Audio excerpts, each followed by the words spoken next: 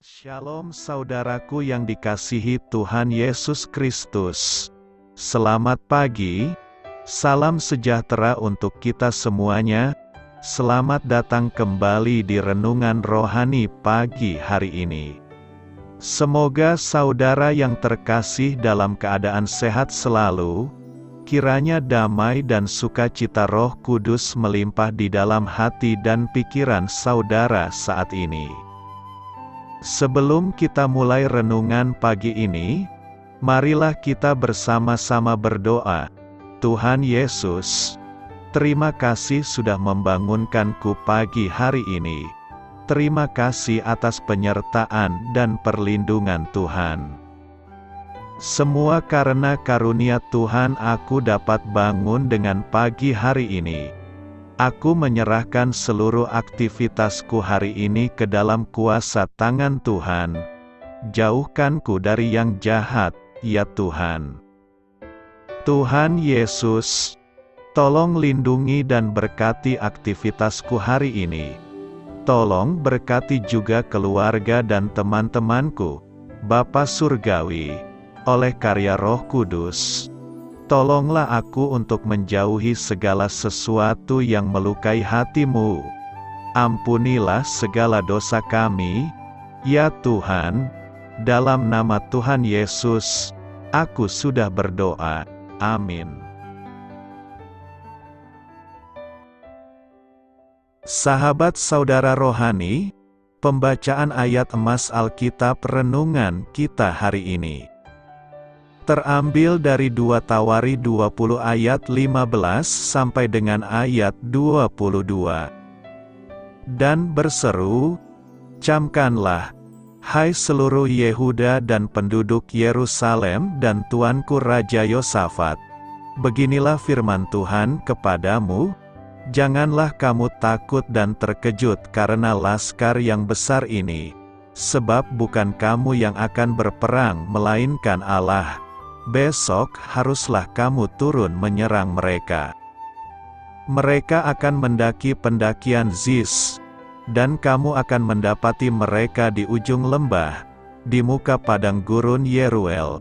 Dalam peperangan ini tidak usah kamu bertempur. Hai Yehuda dan Yerusalem, tinggallah berdiri di tempatmu, dan lihatlah bagaimana Tuhan memberikan kemenangan kepadamu. Janganlah kamu takut dan terkejut. Majulah besok menghadapi mereka. Tuhan akan menyertai kamu. Lalu berlututlah Yosafat dengan mukanya ke tanah. Seluruh Yehuda dan penduduk Yerusalem pun sujud di hadapan Tuhan dan menyembah kepadanya. Kemudian orang Lewi dari Bani Kehat dan Bani Korah bangkit berdiri untuk menyanyikan puji-pujian bagi Tuhan, Allah Israel, dengan suara yang sangat nyaring. Keesokan harinya pagi-pagi mereka maju menuju padang gurun Tekoa. Ketika mereka hendak berangkat, berdirilah Yosafat, dan berkata, dengar, hai Yehuda dan penduduk Yerusalem, percayalah kepada Tuhan, Allahmu, dan kamu akan tetap teguh. Percayalah kepada nabi-nabinya, dan kamu akan berhasil. Setelah ia berunding dengan rakyat, ia mengangkat orang-orang yang akan menyanyi nyanyian untuk Tuhan dan memuji Tuhan dalam pakaian kudus yang semarak pada waktu mereka keluar di muka orang-orang bersenjata, sambil berkata, nyanyikanlah nyanyian syukur bagi Tuhan, bahwasanya untuk selama-lamanya kasih setianya. Ketika mereka mulai bersorak-sorai dan menyanyikan nyanyian pujian, dibuat Tuhanlah penghadangan terhadap Bani Amon dan Moab, dan orang-orang dari pegunungan Seir, yang hendak menyerang Yehuda, sehingga mereka terpukul kalah. Ayat di atas terambil dari kitab 2 Tawari 20 ayat 15 sampai dengan ayat 22. Inti dari ayat emas renungan kita adalah, ketika mereka mulai bersorak-sorai dan menyanyikan nyanyian pujian, dibuat Tuhanlah penghadangan sehingga mereka terpukul kalah. Mari kita mulai renungan pagi kita. Judul renungan kita hari ini adalah Kemenangan Terbesar Yesus, ditulis oleh Karen Pimpo. Mari kita mulai kisah inspiratif. Selama Perang Dunia Kedua, beberapa kamp militer di Eropa menerima kiriman yang tidak lazim bagi para tentara yang merindukan kampung halaman. Benda yang dikirimkan dengan cara dijatuhkan dari udara itu adalah piano tegak.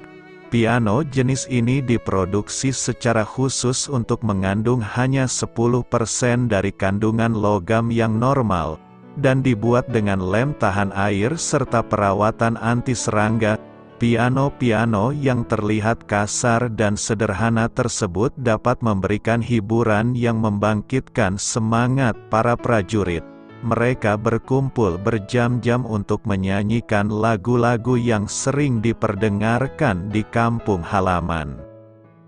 Menyanyi terutama lagu pujian kepada Allah menjadi salah satu cara bagi orang percaya untuk menemukan kedamaian di tengah pertempuran.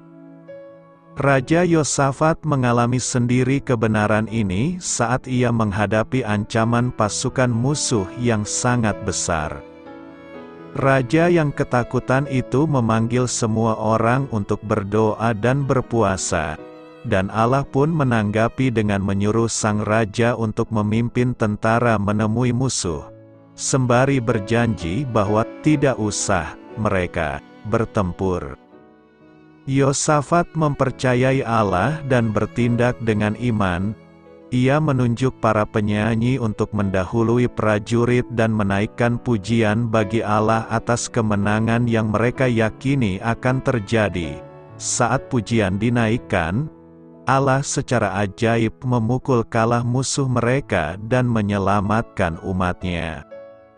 Kemenangan tidak selalu datang sesuai dengan waktu dan cara yang kita inginkan. Namun, kita dapat selalu menyatakan kemenangan terbesar Yesus Kristus atas dosa dan maut yang sudah diraihnya bagi kita. Kita dapat memilih untuk mengandalkannya dengan hati yang penuh pujian bahkan di tengah medan peperangan hidup ini. Marilah kita renungkan di dalam hati kita, bagaimana Anda dapat memuji Allah dalam keadaan Anda saat ini? Bagaimana cara Anda menghayati kemenangan yang telah Yesus raih bagi Anda? Hal ini patut kamu ketahui. Berdiri di hadapan Tuhan adalah sebuah ungkapan dalam Alkitab untuk menanti dalam hadirat Allah. Dalam 2 Tawarikh 20, kata berdiri menjadi tema penting. Lalu Yosafat berdiri di rumah Tuhan untuk berdoa dengan mengucapkan, "Kami akan berdiri di hadapan-Mu, sampai Engkau mendengar dan menyelamatkan kami." Lalu seluruh bangsa Yehuda berdiri di hadapan Tuhan. Sebagai tanggapan, Allah mendorong mereka, "Tinggallah berdiri di tempat-Mu, dan lihatlah bagaimana Tuhan memberikan kemenangan kepadamu." Menyanyi bagi Tuhan. Esra 3 ayat 11 berkata, secara berbalas-balasan mereka menyanyikan bagi Tuhan nyanyian pujian dan syukur, sebab Ia baik, bahwasanya untuk selama-lamanya kasih setianya kepada Israel, dan seluruh umat bersorak-sorai dengan nyaring sambil memuji-muji Tuhan, oleh karena dasar rumah Tuhan telah diletakkan. Menyanyi merupakan aktivitas yang tak terpisahkan dari kehidupan kerohanian kita. Dalam segala peristiwa kita senantiasa bernyanyi, baik dalam suasana sukacita maupun duka cita. Selalu saja ada alasan bagi kita untuk bernyanyi. Alasan utamanya adalah sebagai pujian kepada Tuhan dan ungkapan rasa syukur kepadanya. Pujian dan syukur yang kita ungkapkan dalam nyanyian lahir dari hati yang terdalam, tidak sekadar dari mulut, Semuanya didasari atas pemahaman dan pengakuan tentang kasih sayang Tuhan. Tatkala dasar bait suci Tuhan telah diletakkan, kemudian nyanyian pujian dan syukur dikidungkan. Para imam, orang-orang Lewi dan Bani Asaf menyanyi dengan bersorak-sorai diiringi ceracap. Bersahut-sahutan mereka menyanyikan pujian dan syukur, sebab Ia baik. Dengan itu terungkap, bahwa nyanyian mereka yang bersifat pujian dan syukur kepada Tuhan sekaligus sebagai pernyataan iman tentang kebaikan-Nya. Keberadaan kembali di Yerusalem adalah kebaikan Tuhan. Lebih dari itu, dasar bait suci yang dapat mereka letakkan juga merupakan kebaikan Tuhan, bahwa semua itu terjadi karena campur tangan-Nya. Bangsa Israel bernyanyi dan bersukacita luar biasa ketika mereka kembali ke Yerusalem. Pada bulan kedua mulailah mereka membangun bait suci. Umat meluap dalam rasa sukacita dan haru, antara mengingat masa lalu yang menyedihkan dan memandang masa depan penuh harapan. Mereka diizinkan Tuhan untuk meletakkan dasar pembangunan rumah Tuhan. Peristiwa itu mereka refleksikan di hadapan Tuhan dalam ibadah syukur. Mereka berkumpul menaikkan pujian dengan alat musik dan bernyanyi secara litani. Pujian berbalas-balasan itu mengandung maksud agar umat juga merasakan kesatuan, keterikatan. Sukacita pembangunan bait suci bukan hanya sukacita para imam atau pemimpin pujian, namun ini adalah sukacita semua. Hendaknya kehidupan kita setiap hari merupakan nyanyian pujian dan syukur kepada Tuhan. Bukankah setiap hari kita mengalami kebaikan Tuhan? Ada berjuta-juta alasan bagi kita untuk selalu menyanyikan pujian dan syukur kepada-Nya, terutama karena Tuhan Yesus sudah menjadikan diri-Nya dasar yang kokoh bagi kehidupan kita. Karena itu, mari memuji Tuhan atas pertolongan Tuhan kepada kita. Apa kata Alkitab mengenai orang Kristen yang berdinas militer? Alkitab mengandung informasi cukup banyak terkait dinas militer. Sebagian besar informasi mengenai militer bersifat analogi, sementara beberapa ayat berhubungan langsung dengan pertanyaan ini. Alkitab tidak secara langsung dan spesifik menyatakan, kamu harus dinas militer, dan sebaliknya. Pada saat bersamaan, orang-orang Kristen dapat yakin bahwa menjadi tentara adalah sesuatu yang dihormati dalam Alkitab, dan dinas militer itu merupakan sesuatu yang alkitabiah.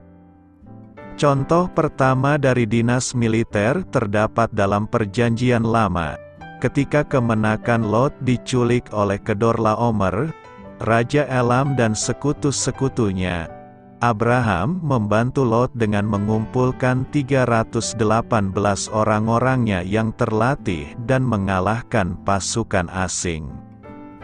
Kelak, bangsa Israel mengembangkan tentara yang permanen. Kesan bahwa Allah adalah pahlawan rohani dan akan melindungi umatnya tanpa memandang kekuatan militer apapun, mungkin menjadi penyebab mengapa Israel begitu lambat dalam membangun angkatan bersenjata. Angkatan bersenjata yang permanen di Israel baru ada setelah berdirinya sistem politik terpusat yang dikembangkan oleh Saul, Daud dan Salomo. Saul merupakan orang pertama yang membentuk tentara yang permanen. Sekalipun demikian, tentara itu harus didukung oleh makanan dan persediaan lainnya dari keluarga si anggota tentara itu sendiri. Apa yang dimulai oleh Saul ini diteruskan oleh Daud.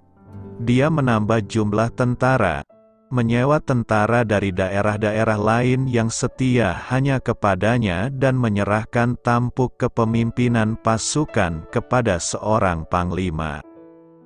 Di bawah Daud, Israel juga menjadi lebih agresif dalam kebijaksanaan militernya, dan menyerap negara-negara tetangga seperti Amon. Daud mengembangkan sistem rotasi bagi tentaranya dengan 12 kelompok yang terdiri dari 24.000 orang yang berdinas selama 1 bulan per tahun. Sekalipun masa pemerintahan Salomo itu berlangsung damai, dia mengembangkan angkatan bersenjatanya dengan menambahkan kereta kuda dan pasukan berkuda. Angkatan bersenjata yang permanen berlanjut, sekalipun terpecah bersama dengan kerajaan setelah meninggalnya Salomo, sampai tahun 586 sebelum Masehi, ketika Israel berakhir sebagai sebuah institusi politik. Yesus terheran-heran ketika seorang perwira Roma, perwira yang mengomandani 100 tentara, mendekati dia. Respon perwira itu terhadap Yesus mengindikasikan pengenalannya yang jelas akan otoritas dan juga imannya kepada Yesus. Yesus tidak mencela karirnya. Banyak perwira yang dicantumkan dalam Perjanjian Baru dipuji sebagai orang-orang Kristen, orang-orang yang takut akan Allah, dan orang-orang yang memiliki karakter yang baik. Secara historis, tempat dan namanya mungkin saja telah berubah, namun angkatan bersenjata harus dihargai seperti para perwira di dalam Alkitab. Menjadi tentara merupakan hal yang terhormat. Contohnya, Paulus menggambarkan Epafroditus, sesama orang Kristen, sebagai teman seperjuangan. Alkitab juga menggunakan istilah militer untuk menggambarkan menjadi kuat di dalam Tuhan dengan mengenakan perlengkapan senjata Allah. Ya, Alkitab berbicara mengenai dinas militer, baik secara langsung maupun implisit. Para pria dan perempuan yang melayani negara mereka dengan jujur dan terhormat boleh merasa yakin bahwa pengabdian mereka didukung dan dihargai oleh Allah yang berdaulat. Mereka yang melayani dalam dinas militer pantas mendapatkan hormat dan rasa terima kasih kita. Yang kuat menanggung yang lemah. Roma 15 ayat 1 berkata, kita, yang kuat, wajib menanggung kelemahan orang yang tidak kuat dan jangan kita mencari kesenangan kita sendiri. Paulus menggunakan istilah kuat dan lemah. Paulus menggunakan istilah lemah untuk menggambarkan keadaan rohani orang percaya di dalam persekutuan orang percaya. Orang yang kuat menunjukkan pada iman. Orang yang telah dewasa di dalam Kristus. Orang yang kuat adalah orang yang memahami kebebasan rohani mereka, tetapi Paulus mengingatkan supaya orang yang kuat melihat, memperhatikan kehidupan orang yang rohaninya lemah. Hidup dalam ketaatan firman. Orang yang kuat di dalam Tuhan adalah orang yang menjadi teladan dalam hidupnya. Sebagai pribadi Kristen, hidupnya menjadi contoh. Meneliti firman Tuhan, menyelidiki firman Tuhan, melakukan firman Tuhan, bahkan di dalam hatinya, di dalam hidup orang percaya ada satu kerinduan mengajarkan kebenaran firman kepada semua orang, menghidupi firman dalam hidup nyata sehari-hari. Paulus ingatkan untuk kita tidak membiarkan mereka yang lemah dalam keadaan imannya. Oleh sebab itu, mereka yang sudah pada level imannya lebih kuat dalam persekutuan orang percaya wajib menanggung kelemahan orang yang tidak kuat imannya. Yang dimaksud lemah iman adalah mereka yang lambat mengalami pertumbuhan dan pembangun manusia spiritualnya. Setiap orang percaya harus mengalami kemajuan dan meningkat pertumbuhan rohaninya. Ia harus masuk lebih dalam lagi di sungai air kehidupan, dari mata kaki, ke paha, ke pinggang, ke dada, dan seterusnya sehingga ia mencapai tingkat pertumbuhan iman yang baik. Jadi yang membedakan orang yang lemah dan yang kuat adalah dalam proses transformasi. Dikatakan lemah oleh karena jiwa pikiran, perasaan, ukuran, standar, kesenangan orang itu cenderung mengikuti kehidupan dagingnya. Jiwa masih belum mengarah kepada panggilan hidupnya. Bahkan banyak orang percaya belum menyadari tujuan hidupnya untuk apa ia diselamatkan. Orang percaya semacam itu seperti orang Israel di padang gurun terus berputar dan tidak pernah sampai ke tanah perjanjian. Apakah ia tidak suka membaca dan mendengar firman? Menunda-nunda semua keputusan karena belum memiliki ketetapan hati? Tidak ada gembala atau mentor yang mengarahkan hidupnya. Apapun alasannya berarti ia senang mempertahankan suatu alasan dan itu berakar dari pride seseorang. Persoalan kebanyakan orang adalah kebanggaan, dan akan sangat berbahaya jika ia terus berjalan dalam kebanggaan. Sikap kebanggaan berpusat pada diri sendiri. Ada yang menganggap tidak membutuhkan orang lain. Bahkan pada level tertentu ia merasa tidak membutuhkan Tuhan. Kebanggaan ini menutup pintu sorga baginya dan bisa juga bagi orang lain di sekitarnya. Bagi orang percaya tetap saja kebanggaan adalah musuh utama. Kebanggaan lebih berbahaya daripada iblis. Sebab iblis telah dikalahkan. Ia lebih suka membawa dirinya menurut jalan-jalannya sendiri, pikirannya sendiri, sukanya sendiri. Hidupnya larut oleh jiwanya sendiri yang berasal dan dikendalikan oleh kedagingan. Dia tidak memilih jalan-jalan Tuhan, melenceng dan memilih keluar dari garis destiny. Karena orang itu akan melenceng dari jalan-jalannya, ia tidak akan mencapai garis akhir sebagaimana yang Tuhan tetapkan. Oleh sebab itu mengenakan pikiran Kristus adalah hal yang mutlak bagi setiap orang percaya. Asteris mengosongkan diri dan takut akan Tuhan adalah dua hal yang mutlak dimiliki setiap pengikut Yesus Kristus. Merendahkan diri di hadapan Tuhan untuk menerima keberadaannya. Tujuan dari bagian ayat-ayat ini adalah mencari kesenangan sesama kita demi kebaikannya untuk membangunnya dengan jalan menanggung kelemahannya. Paulus mengatakan secara eksplisit bahwa itu adalah kewajiban kita untuk menanggung kelemahanan orang lain. Itu sepertinya hal yang hampir mustahil. Berarti bahwa orang yang menanggung kelemahan itu harus mengorbankan sesuatu. Dan ujung-ujungnya kita tahu, Yesus Kristus telah mengorbankan dirinya demi menanggung kelemahan kita. Sehingga ada kesenangan itu, ada sukacita itu, ada damai, ada terang dan terang itu adalah hidup manusia. Dia adalah jalan dan dia adalah jawaban. Setiap pengikut Kristus wajib mengambil bagian dan di sini, menanggung kelemahan bagi pertumbuhannya, artinya harus ada penyetaraan di antara pengikut Kristus. Apakah ada yang mengajar? Ada yang berdoa syafaat? Ada yang menasihati? Ada yang bernubuat?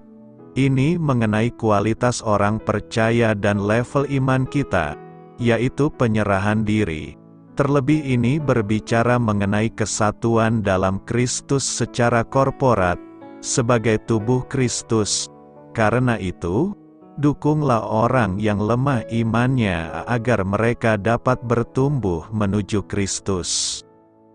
Orang yang berseru kepada Tuhan akan diselamatkan. Tema yang akan kita renungkan adalah, orang yang berseru kepada Tuhan akan diselamatkan. Berseru kepada Tuhan adalah hal yang kita lakukan apabila kita sedang dihadapkan pada masalah yang berat dan jalan buntu. ketika doa-doa kita serasa tidak kunjung dijawab dan ketika daya upaya kita sudah tidak memungkinkan, hanya ini yang bisa kita lakukan, yaitu berteriak dan berseru-seru memanggil nama Tuhan dengan segenap kekuatan kita. Kata "berseru" bukan hanya sekadar kita mengeluarkan kata memanggil Yesus. Sebab bukan setiap orang yang berseru kepadaku akan masuk dalam kerajaan surga, tetapi mereka yang menjadikan Yesus sebagai Tuhan dan Juru Selamat dan melakukan semua perintah-perintahnya, itulah yang diselamatkan. Berseru artinya menyerahkan hidup kita kepada Yesus sebagai Tuhan dan Juru Selamat dan melakukan semua perintah-perintahnya. Jika kita berseru kepada Tuhan, itu berarti kita memiliki hubungan yang inisiatif dari manusia dengan Tuhan Yesus Kristus. Menggambarkan kedekatan hubungan antar pribadi, memanggil dengan suara yang terdengar dan cenderung keras. Dalam Perjanjian Lama, kita menemukan kata "memanggil" dalam bahasa Ibrani ditulis kara, artinya menyatakan atau berteriak dengan keras kepada. Dengan lebih luas, kata kara dapat dijabarkan menyatakan manusia memanggil nama Tuhan adalah sebagai hal yang sangat penting dan berhubungan langsung dengan keselamatan. Mulainya keinginan manusia terhadap hadirat Allah, mereka bersikap memohon kepada Allah agar Dia menyelamatkan mereka dari situasi yang kritis. Bandingkan Kejadian 4 ayat 16, Kain meninggalkan Allah dan kehilangan semuanya. Perikope minggu ini memberikan beberapa pelajaran penting bagi kita. Pertama, kita belajar siapa saja yang dapat berseru dalam nama Tuhan. Orang yang dapat berseru kepada Tuhan adalah orang yang percaya. Inilah pembeda orang harus percaya. Seseorang tidak dapat berseru kepadanya jika mereka tidak percaya kepada Yesus. Roma 10 ayat 10. Karena dengan hati orang percaya dan dibenarkan, dan dengan mulut orang mengaku dan diselamatkan. Kata "dengan hati" merupakan pernyataan kepada Tuhan yang melihat hati dan menilai apakah kita sungguh-sungguh percaya kepadanya. Sedangkan kata "dengan mulut" menunjukkan perlunya sebuah pengakuan akan kepercayaan itu yang dapat didengar dan dilihat serta dinikmati oleh orang lain. Dalam Roma 10 ayat 13 jelas dikatakan, sebab siapa saja yang berseru kepada nama Tuhan akan diselamatkan.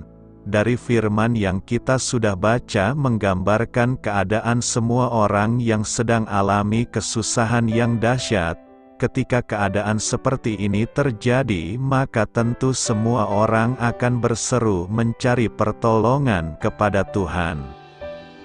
Kedua, kita belajar betapa pentingnya berseru kepada Tuhan. Mengapa pentingnya berseru kepada Tuhan? Sebab terkandung rahasia keselamatan. Keselamatan hanya dapat diperoleh dalam Yesus, lewat mendengar firman Tuhan. Dari firman itulah iman percaya bertumbuh sehingga kita yakin bahwa Tuhan Yesus berkuasa untuk menolong. Oleh sebab itu, kita berseru dan diselamatkan. Dalam berseru rahasia kenikmatan atas kekayaan Tuhan Yesus, sebagai anak Allah, kita dapat menikmati kekayaan kuasa Allah di dalam Tuhan Yesus Kristus. Kekayaan kuasa Allah bukan hanya saat kita masuk ke dalam kerajaan sorga, tetapi saat kuasa Allah bekerja atas kita dan saat kita menikmati hadiratnya dalam penyembahan. Inilah kebanggaan anak-anak Tuhan. Ketika kita berseru, pasti Tuhan mendengar serta menjawab seruan doa kita. Renungkan, apa yang hendak kita renungkan? Pertama, berseru adalah perintah Tuhan. Mazmur 50 ayat 15, Berserulah kepadaku pada waktu kesesakan. Aku akan meluputkan engkau, dan engkau akan memuliakan aku. Yeremia 29 ayat 12, dan apabila kamu berseru dan datang untuk berdoa kepadaku, maka aku akan mendengarkan kamu. Alkitab menceritakan bagaimana para nabi-nabi Israel berseru kepada Allah. Contoh, Yunus mendapat perintah dari nahkoda kapal yang adalah orang kafir untuk berseru kepada Tuhan. Artinya orang kafir pun tahu nabi-nabi Israel punya kebiasaan untuk berseru kepada Tuhan. Dengan demikian sudah sepatutnya kita memiliki kebiasaan yang sejalan dengan status kita sebagai anak Allah, yaitu senantiasa berseru kepada Allah. Kedua, berseru merupakan keinginan Allah. Keinginan yang dimaksud adalah untuk kebaikan umatnya. Kita yang sudah menerima keselamatan karena itu, kita berseru dan menaikkan mazmur pujian bagi Dia. Berseru kepada Tuhan jalan sukacita untuk minum sumber air keselamatan Allah. Berseru kepada Tuhan adalah jalan untuk menikmati kesenangan dari Allah. Ayub 27 ayat 10. Jawabannya kita temukan ketika kita berseru kepada Tuhan dan menikmati Tuhan setiap hari. Karena itu, semua orang harus berseru kepada nama Tuhan Yesus, sebab berseru adalah perintah Tuhan dan juga keinginan Tuhan, sebab ketika kita berseru kita dapat alami keselamatan dan menikmati aliran-aliran air hidup, yaitu Roh Kudus sebagai jalan sukacita dan menikmati Tuhan. Rema hari ini, 2 Tawari 20 ayat 3. Yosafat menjadi takut, lalu mengambil keputusan untuk mencari Tuhan. Ia menyerukan kepada seluruh Yehuda supaya berpuasa. Permasalahan tidak pernah datang sendirian. Seringkali kesulitan hidup bertubi-tubi menghampiri. Bahkan seringkali datang serombongan. Raja Yosafat dan seluruh rakyat Yehuda pernah menghadapi permasalahan semacam ini. Musuh-musuh mereka, Bani Moab, Bani Amon dan orang Menim, menggabungkan kekuatan untuk menggempur kerajaan Yehuda. Secara manusia, bahaya yang menghampiri mereka itu terlampau besar untuk dapat mereka atasi. Dalam ketakutan, Yosafat tidak berusaha mencari bantuan dari kerajaan tetangga atau mempersiapkan rute untuk melarikan diri.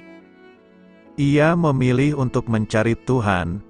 Bersama seluruh rakyatnya, ia berpuasa dan mengarahkan pandangan kepada janji dan pertolongan Tuhan. Lalu Tuhan pun menjawab, "Janganlah kamu takut dan terkejut karena laskar yang besar ini, sebab bukan kamu yang akan berperang melainkan Allah." Mendengar itu, Yosafat dan seluruh rakyatnya bangkit bersorak-sorai serta memuji-muji Tuhan. Tepat seperti yang Tuhan katakan, Dia mengacaukan semua musuh Yehuda dan membuat mereka menyerang satu sama lain sampai semuanya binasa. Rakyat Yehuda bukan hanya tidak usah berperang menghadapi musuh mereka, tetapi mereka juga mendapatkan begitu banyak barang-barang berharga yang mereka jarah dari medan peperangan. Beratnya dan besarnya persoalan boleh membuat Anda merasa tak berdaya, tetapi janganlah takut. Anda tidak sendirian. Tuhan selalu menantikan sampai Anda berhenti mencoba mengatasi semua permasalahan Anda dengan cara dan kekuatan Anda sendiri. Carilah Tuhan, karena hanya di dalam Dialah Anda dapat menemukan jaminan kepastian. Mulailah merendahkan diri Anda dalam doa dan puasa. Serahkan segalanya kepadanya yang akan mengerjakan kuasanya dalam hidup Anda. Percayalah kepada Tuhan, kepada janji dan kasih setia-Nya. maka Anda akan tetap teguh. Jika Anda tetap bersandar padanya, apapun yang terjadi, maka Anda akan melihat bahwa Dia sudah menyediakan berkat di balik setiap ketidakberuntungan Anda, sebab Dia adalah Allah yang setia, yang merencanakan hari depan penuh harapan kepada anak-anak-Nya. Renungan doa puasa mengubahkan malapetaka menjadi berkat melimpah. Mengapa doa puasa dapat mengubahkan malapetaka menjadi berkat melimpah? Apa hubungannya doa puasa dengan mengatasi permasalahan Anda? Bagaimana Anda dapat melibatkan Tuhan dalam mengatasi setiap permasalahan Anda? Doa untuk hari ini, Tuhan, ampuni kami apabila selama ini kami masih mengandalkan kekuatan dan cara kami sendiri dalam mengatasi berbagai masalah hidup kami.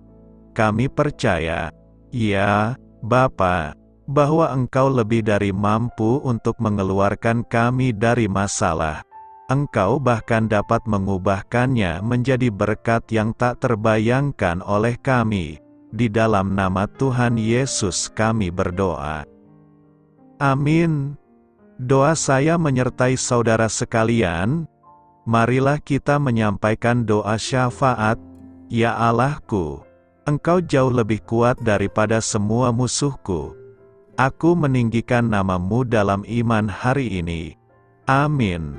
Sampaikan harapan dan permintaan saudara kepada Tuhan.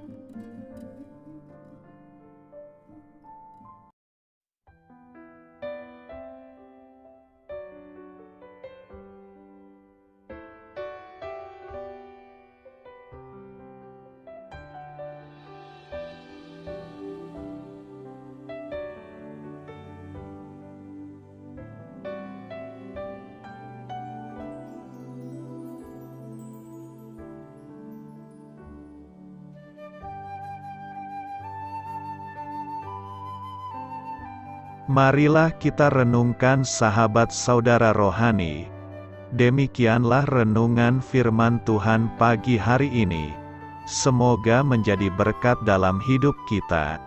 Dan sebelum kita memulai segala aktivitas kita pagi hari ini, marilah kita berdoa. Selamat pagi Bapa, malam hari telah berganti pagi. Kehidupan baru telah Engkau berikan kembali bagi kami. Bapa Surgawi, tolonglah aku menyadari kebutuhan orang lain, supaya aku dapat membagikan apa yang telah Engkau berikan kepadaku. Pada saat aku membutuhkan, berilah aku keyakinan bahwa Engkau akan mencukupkanku, melalui orang-orang yang mengasihi-Mu, bukan karena kami pantas atau layak, namun karena kasih karunia-Mu kami boleh ada, sebagaimana kami ada di pagi hari ini. Terima kasih Tuhan, atas kesempatan baru yang telah Tuhan berikan kepada kami, untuk bisa memperbaiki diri agar kami bisa lebih layak di hadapan-Mu. Hari ini kami serahkan semua perkara dan kesulitan yang akan kami lalui ke dalam tangan-Mu. Biarkanlah kami bisa memuliakan-Mu dalam segala aktivitas yang akan kami lakukan. Amin. Biarlah firman Tuhan menjadi pengingat untuk kita semua, bahwa tuntunan dari Roh Kudus akan selalu memberi jalan keluar bagi setiap permasalahan hidup kita, dan memberi kedamaian di hati kita. Sampai jumpa di renungan pagi saudara rohani berikutnya. Kiranya Tuhan selalu memberkati saudara semua hari ini. Amin. Shalom.